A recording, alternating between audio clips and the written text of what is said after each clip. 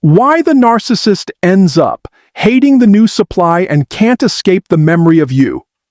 Picture it, a new face, a new stage, and the narcissist standing tall in it all, arms around a fresh admirer, smiles wide, and the show rolling on.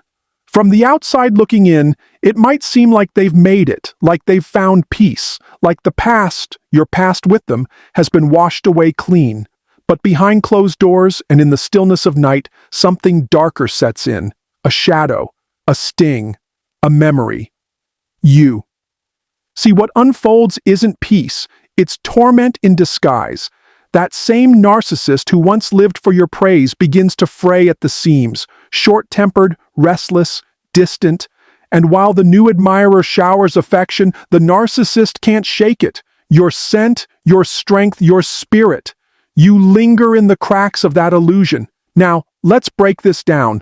Let's walk into the why. The haunting isn't about romance. It's about reckoning. It's about the collapse of a mask built for show and the slow, painful realization that power, once lost, doesn't return easily. And even when the narcissist finds a new audience, they're still haunted by the one person who didn't clap anymore, you. Let's go deeper. 1. The trap of idealization, that glittering fantasy. In the beginning, it was magical, or at least it seemed that way. The narcissist painted a picture so perfect even they believed it. Everything you said, did, gave, it fit the fantasy, but fantasies aren't built to last. Reality doesn't play by those rules. And when reality stepped in and the perfection cracked, the admiration they clung to dissolved into frustration. So now, with someone new, they try to recreate that magic. But every misstep, every flaw, every human trait in the new person, it's unbearable. Because it reminds them that real love isn't worship, and real partners aren't props. 2. When guilt comes crawling. It always returns, the guilt, but not like an honest confession. It creeps in like a whisper from the past, carried on the wind of your memory. They didn't face it then, they won't face it now. So what do? They aim it outward. They turn it into blame, first toward the new partner, then back to you. The narcissist begins to see shadows in kindness, threats in honesty. Your voice echoes in their mind, not as comfort, but as confrontation. They hate it, and yet they need it. 3. The dangerous game of comparison. The narcissist begins measuring, silently, constantly. The laughter isn't as genuine, the touch isn't as electric, the conversations fall flat. Suddenly, the narcissist starts remembering the way your eyes challenge them, the way your silence pierced deeper than any argument.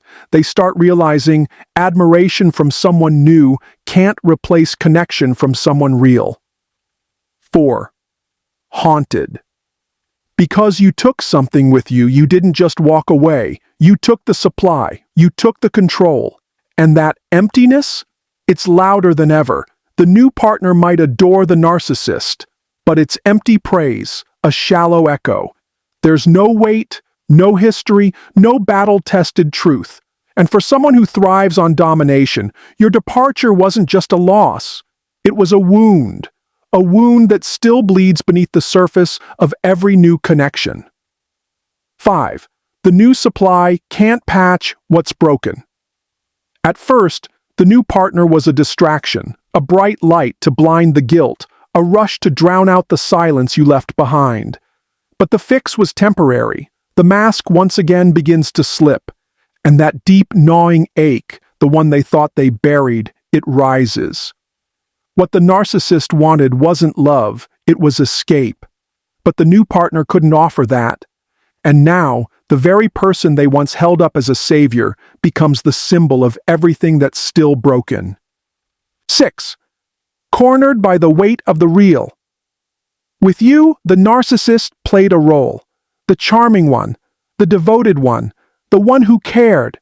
But over time, the act unraveled, and truth came crashing in.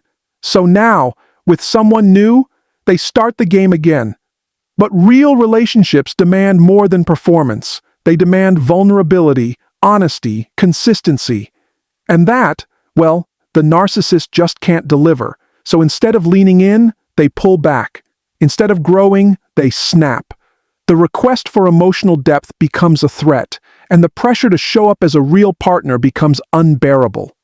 7. When shame turns to poison.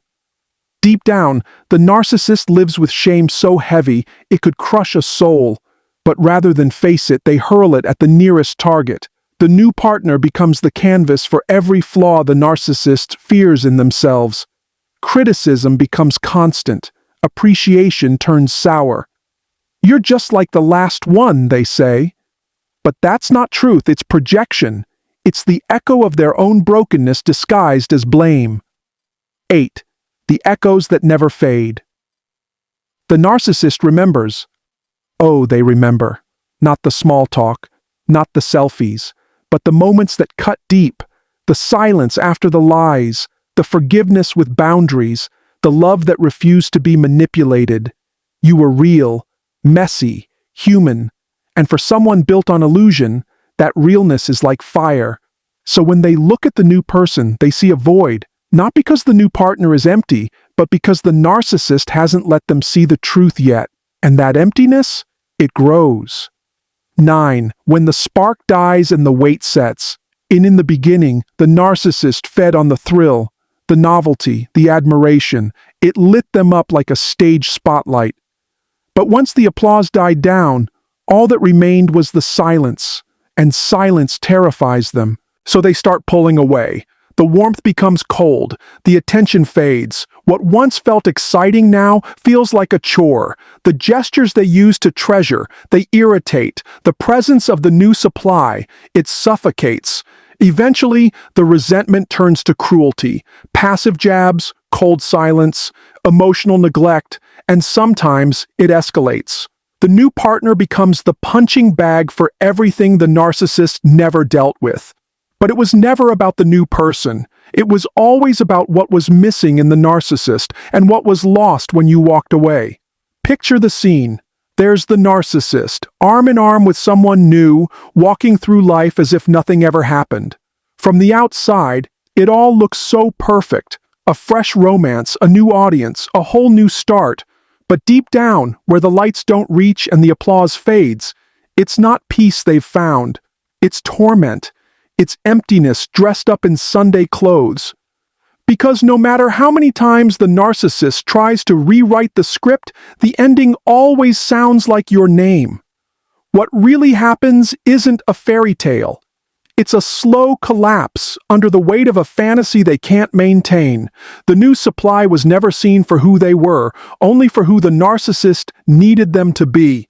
And once that illusion starts to crack, once the new partner starts showing boundaries, real feelings, flaws like every human soul carries, that fantasy begins to rot. The narcissist doesn't turn inward. No, that would take humility. That would take courage. Instead, they lash out. And in that storm of blame and resentment, another feeling starts creeping in through the back door of their mind. Nostalgia, not the kind rooted in love or gratitude, but the kind that aches because something real slipped through their fingers. Because with you, it was never just surface level. You didn't play pretend. You didn't worship them blindly. You looked deeper. You challenged the mask. You called for something real, empathy, accountability, truth. And that scared the narcissist. But it also stirred something. It made them feel alive in a way shallow flattery never could. You weren't just another supply. You were a mirror, a reflection of who they might have been, if only they had the courage to grow. And that thought, that idea of what they lost, of what could have been, it becomes a ghost that won't go away, a whisper that follows every failed connection. 10. They start to obsess over what you're doing now.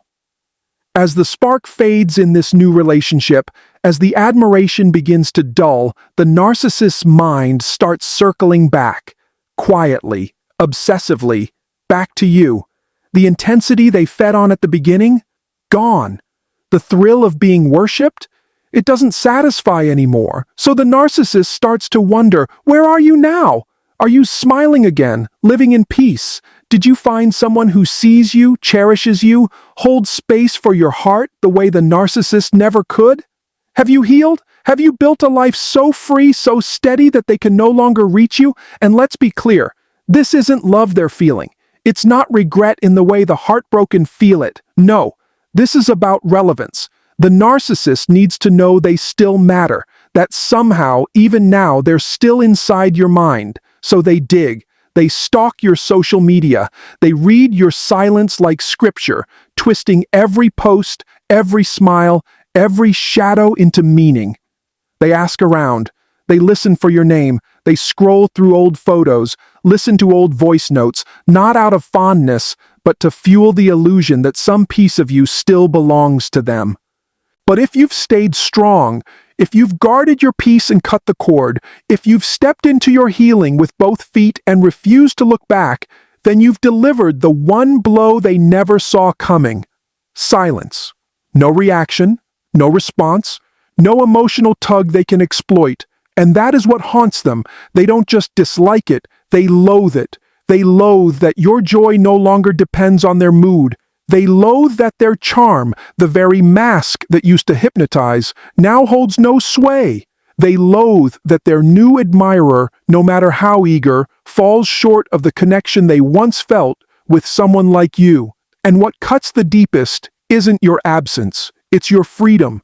The kind they can't imitate, the kind they can't control, the kind that says, I know who I am now, and I won't return to the cage you called love.